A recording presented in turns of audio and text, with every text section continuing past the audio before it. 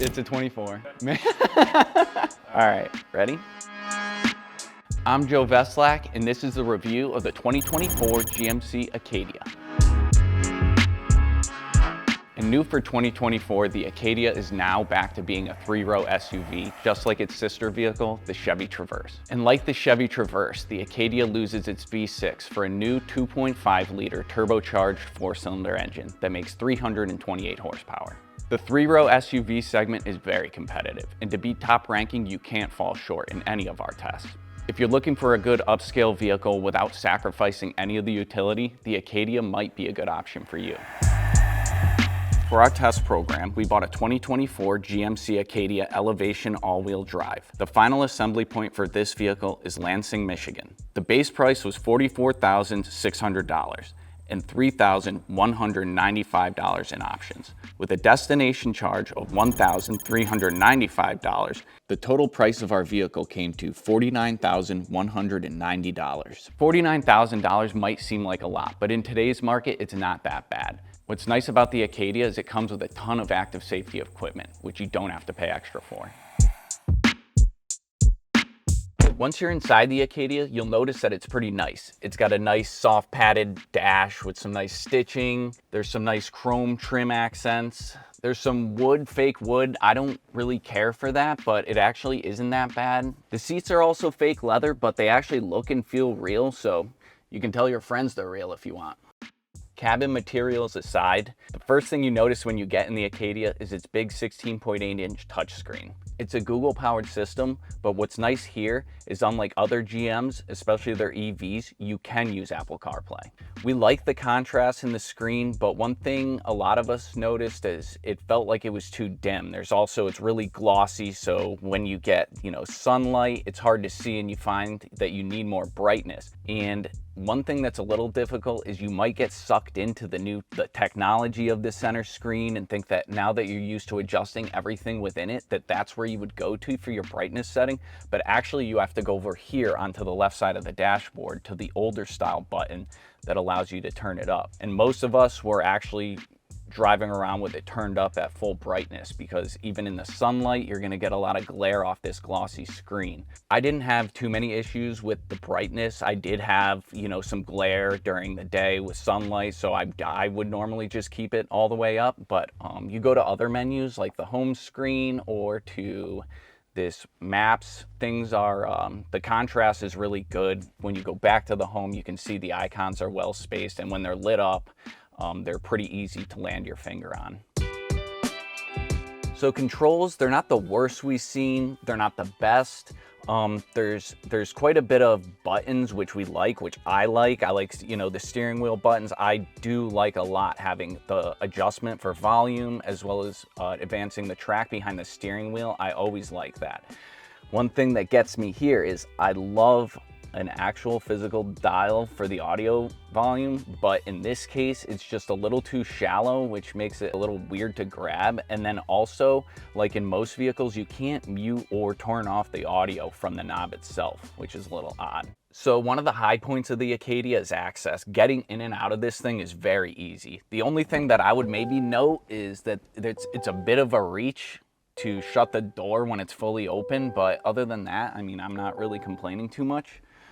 One of the first things I do is I get in, I set my seat, see how much adjustment there is, what the range is like, just feel how much room I have around me. And in the Acadia, I have plenty of room, especially around my right leg. There's no center console intrusion.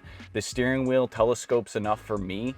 One complaint, some of our taller drivers, they seem to, they have issues with the left side dead pedal, which right now looking at it, I kind of don't find it to be ideal either. It's a little too close to you and a little too upright, which then actually has you setting your seat a little further back, and then you might want more telescope from the steering wheel, which in this case, we're maxed out right here, so you might not be able to get that.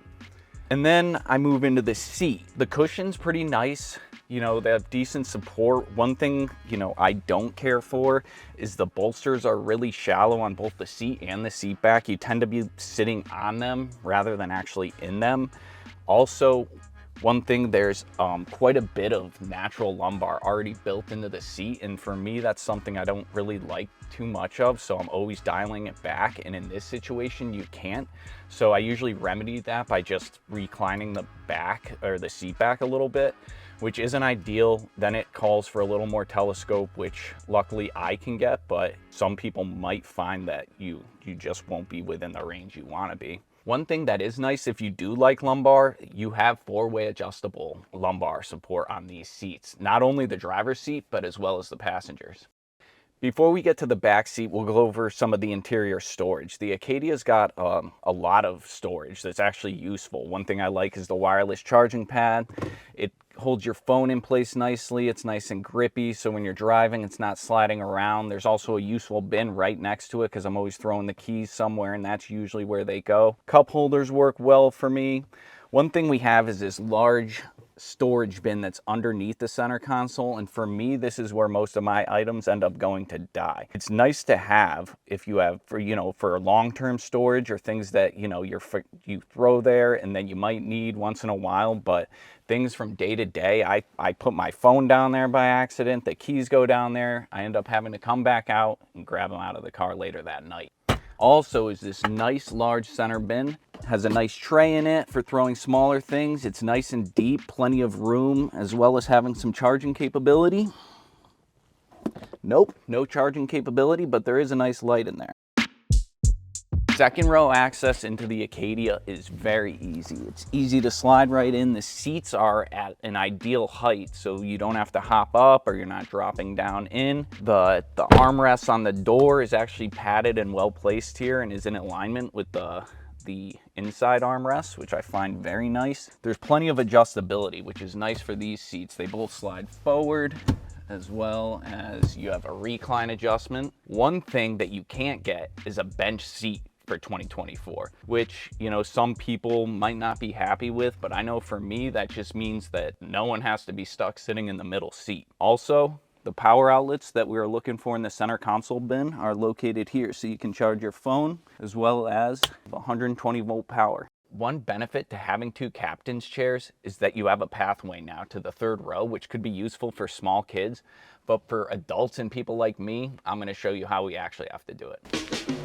It starts with folding the second row by using this lever on the upper seat back, which is easy to grab, but it also takes a little bit of effort to move the seat and you have to complete the motion yourself.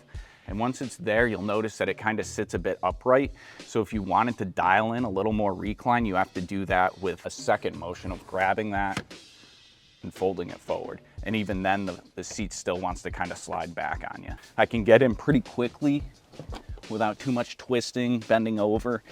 So once you get back here and you set the second row seat into position, you notice it's not too bad actually. And for a third row to be able to fit just an adult in general is pretty good. The seat's pretty flat, they're pretty basic. That's pretty common to have, a flat seat back, a flat bench, but the cushioning is actually decent. You sit a little higher off the floor than you do in a lot of three rows, which is nice, so you get more thigh support, but even then it's limited. You're not gonna get much. One nice thing about not having a bench seat is now I have this path through the second row where I can stretch out my right leg. Kids would fit great back here. This is good for an adult in a pinch. You need someone to, just go on a short trip. It is practical, but for long trips, I don't know about you, I wouldn't want to be back here. So I mentioned before that the Acadia comes standard with a bunch of active safety features, which includes automatic emergency braking with pedestrian and cyclist detection that also operates at highway speeds, blind spot warning, rear cross traffic warning,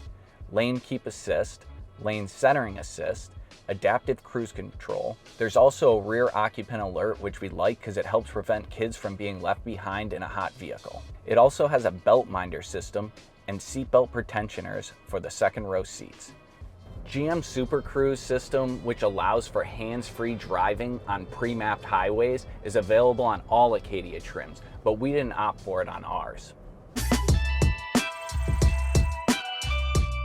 So in my opinion, I like the Acadia. I like the looks of it. My biggest gripe is the loud engine, but it's definitely not a deal breaker. I'm just not a big fan of a noisy engine. For more on three-row SUVs, go to consumerreports.org.